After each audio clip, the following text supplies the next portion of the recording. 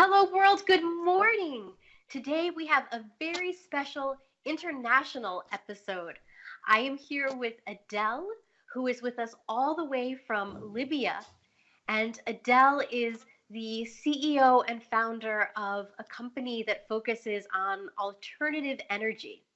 And I know English is your second language, but I'm very excited that you do speak English because unfortunately I only speak one language. So I'm grateful that you're able to speak English for me and for our audience.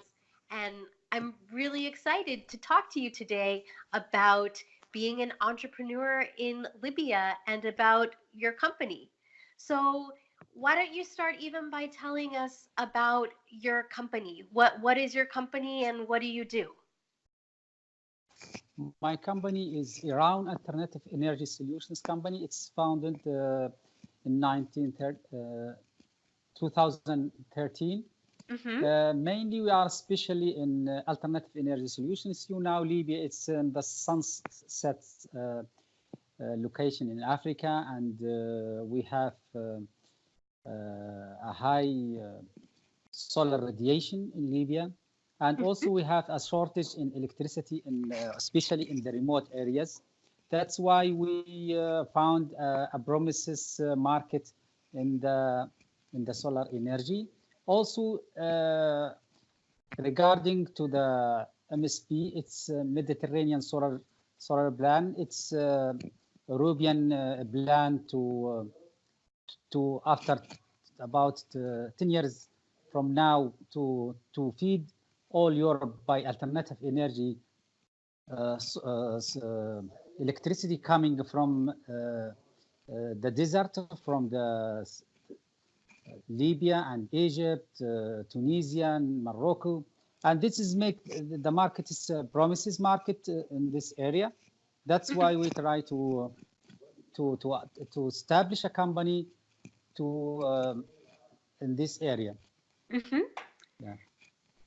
So tell me then more. Yeah.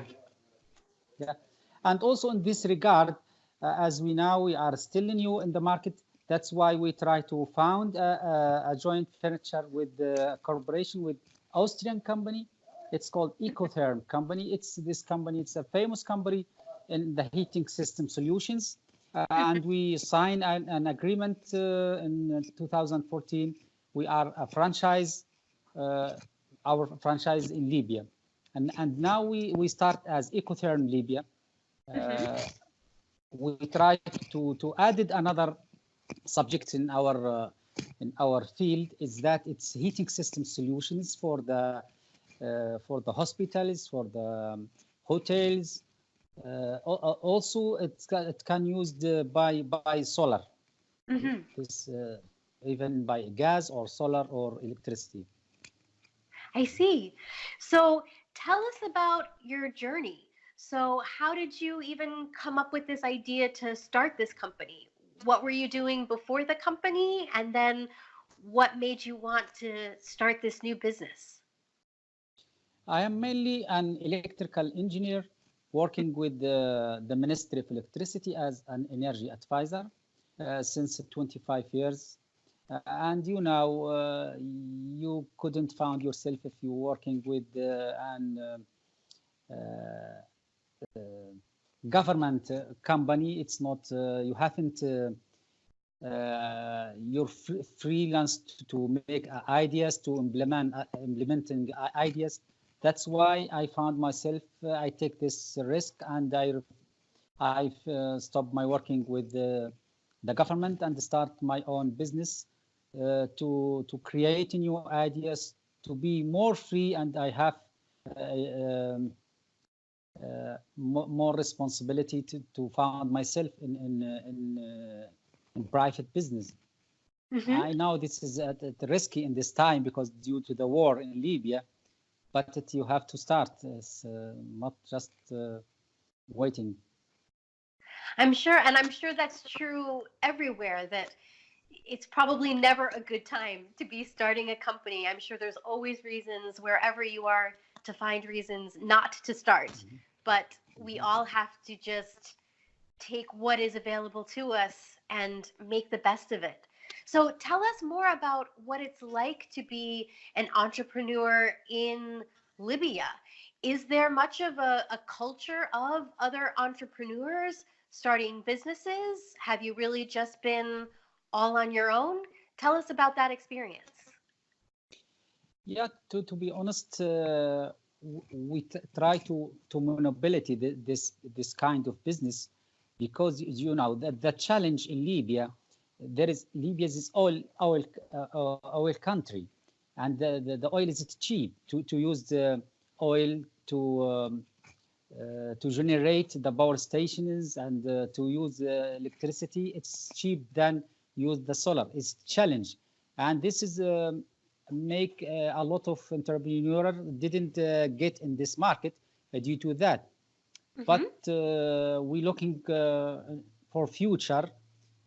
Might be it will be a promise. That's why, and according to my experience in the government also, I am a general manager of renewable energy department for the general electricity company of Libya.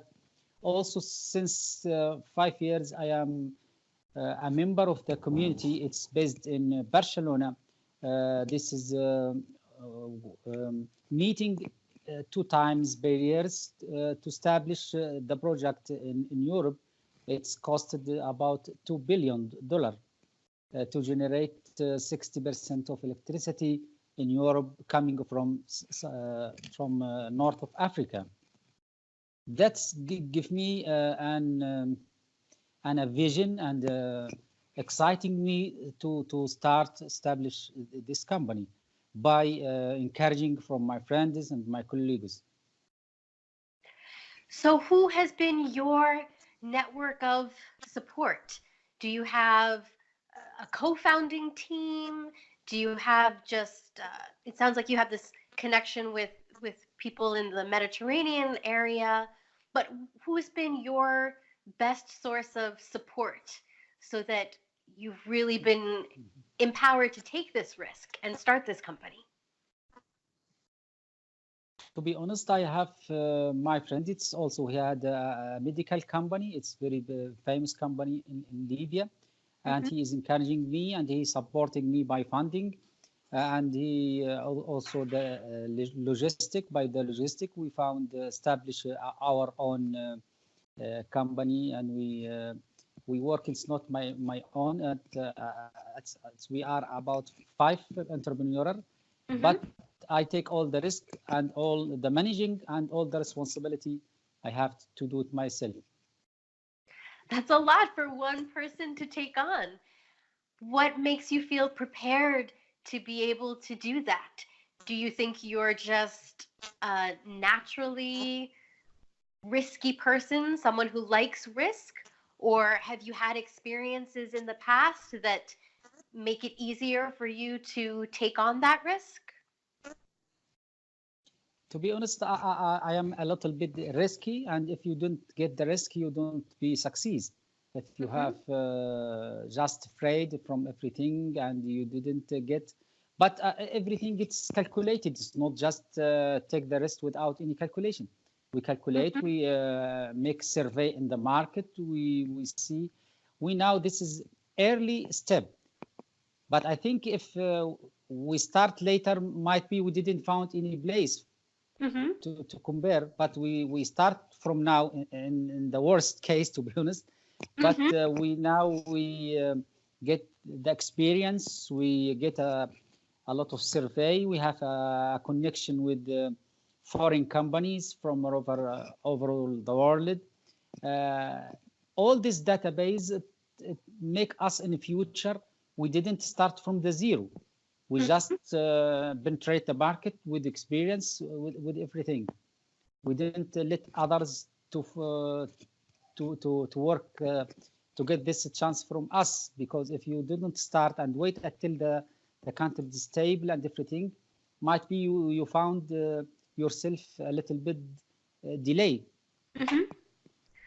I'm sure that's true. I'm sure if you weren't doing it, someone else would be stepping into that spot and making something happen. So if you're not the one who's taking that opportunity, it might not ever come again. Yeah, that's what I think about it. Yeah. So tell us more. You said, I love this idea that it's risk, but it's calculated risk.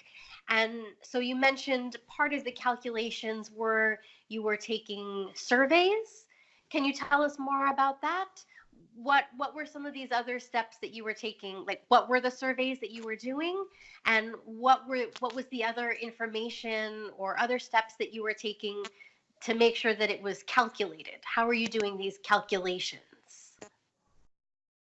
Yeah. When we start see in the market, we found that there is a shortage in electricity sources. Sometimes in some cities, the electricity cut 7 hours per day, Mm-hmm. and that when we ask some people, we do survey, we found them that they fed up from the diesel generator. It's noisy and a lot of damages, a lot of problems in that, and all the people thinking why we didn't have a silent compound and give us electricity without any noise, without any problems, uh, free maintenance. This idea make us, it's if we enter in this market, especially in the remote area, when we establish the first project in remote area, all the people in the beginning they afraid how we can use the sun electricity. What about in the night? Every this question is coming after we start our first project. We did it free without any cost. Just we deliver the standalone systems for the people in the remote area, and they start generate electricity by solar, and we learned them how to use it. They found that it's very nice. We need from that steps to enter the market by this idea, because the people is still afraid. The challenge only the cost of this kind of technology. It's a little bit high, but by the time I think it will be reduced. For that to be not in the same risk, we start with our franchise companies Ecotherm,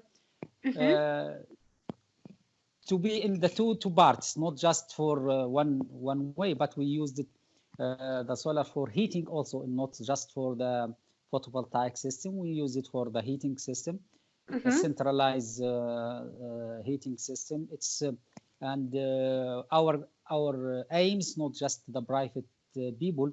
Also, our aim is to the public sector. For example, big hospitals, the big hotels. If there is a shortage of electricity, shortage of hot water, it's a problem. And those people not caring much about the costs more than the surface for them clients. That's why we focus on the hospitals and hotels, street lighting also. That's make the risk, it's a little bit it's not so high, because there is a market, because there is a shortage in electricity, and also there is no competitive in the market.